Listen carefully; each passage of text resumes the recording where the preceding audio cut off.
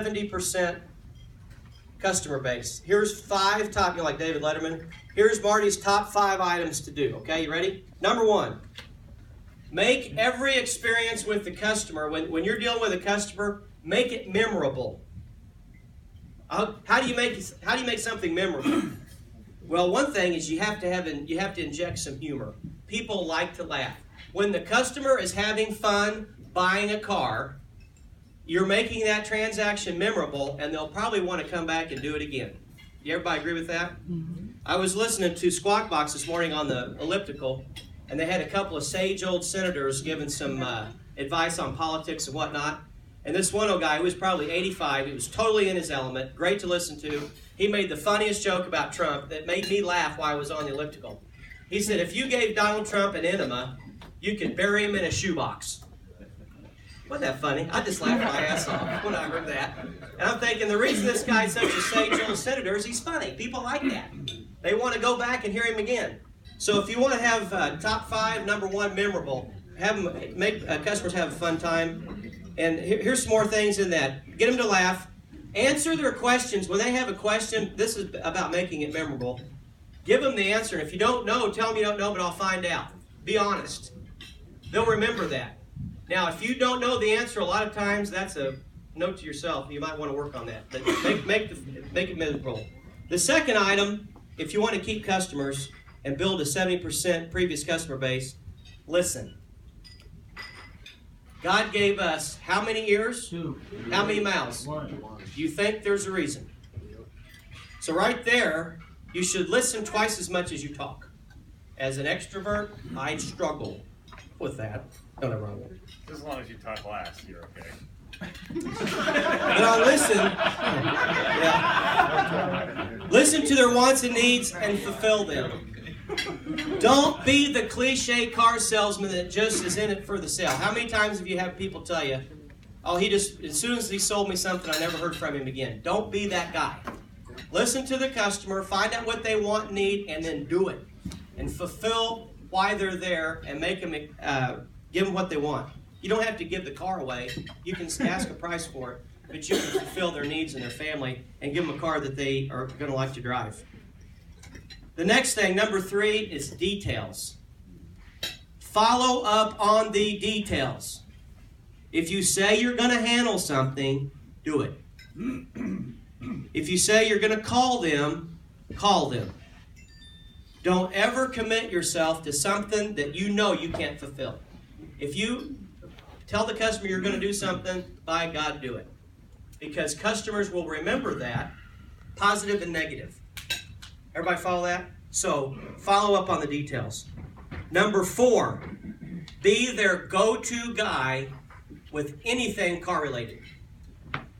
If it has to do with accessories, maintenance, insurance quotes, anything that has anything to do with an automobile, you want them to call you for advice. Now, here's a note. If you don't have somebody calling you at least once a week just for advice, and specifically, if you've been in the business for any time at all, there's probably a problem there. You should be the authority in that person's life with anything car-related. Everybody follow that? Here's the 5th and final one, and this is a big one.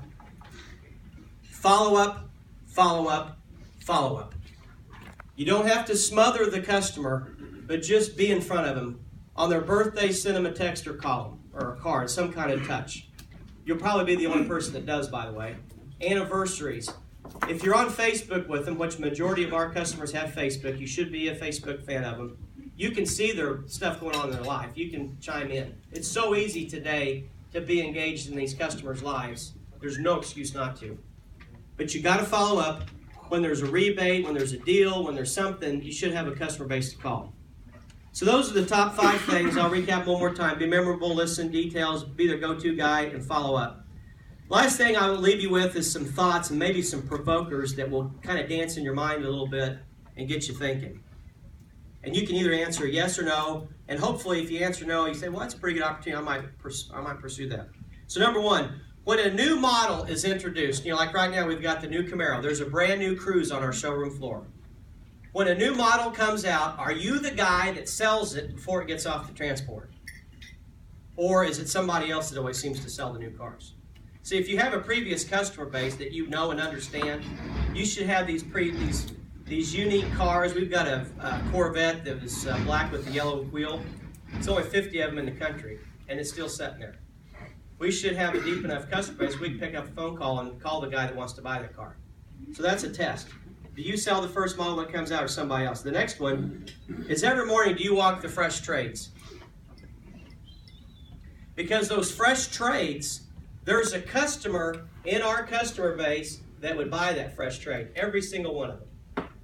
In fact, there's a litmus test.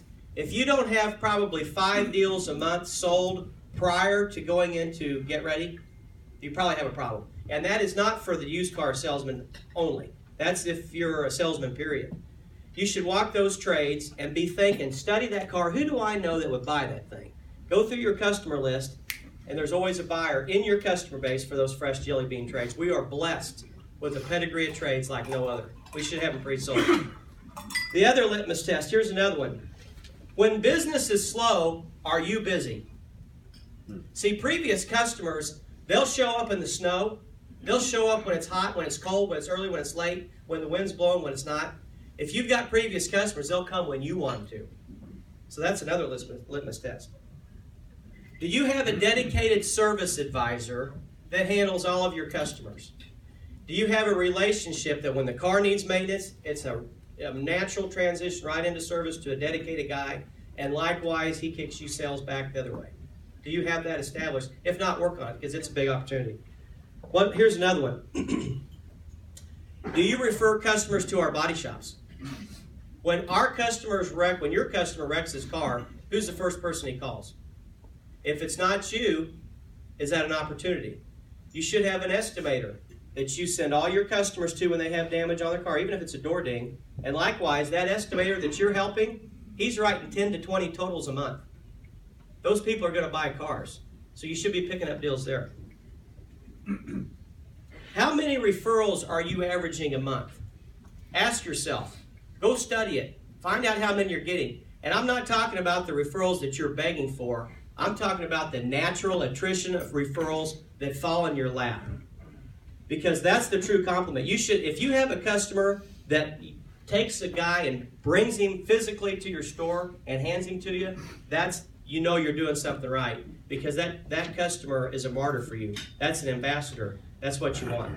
The last one, this is a tough one for me, and you'll have this happen to you as you go through the years. But in my 30 years, obviously there's been a lot of contacts and a lot of customers. And now I'm to the point where I'm having to go to funerals and things like that. So my question to you is, how many funerals, weddings, surprise birthday parties, bachelor parties have you been invited to from a customer base? If the answer is 0 and you've been in the business over a few years, you might want to look at that because you're not becoming a friend to your customers. I'm going to tell you right now, it's tough. I've probably been to a dozen funerals to previous customers. It hurts. It's as bad as losing a loved one because basically you are. You fall in love with these people and it's genuine. You can't fake it. If you care about people and you take care of them, they will buy cars from you and you'll have a great career because it's so empowering. It's so fun. So my question to you, can you run a 70% previous customer base? Hopefully you've gotten some ideas out of this to do so because you're not working as a job. This car business is not a job, it's a career. You own your own business. You are the guy. And you should have previous customers asking for you, and it's a very fulfilling item when that happens. So enough for that. Thank you. Appreciate it.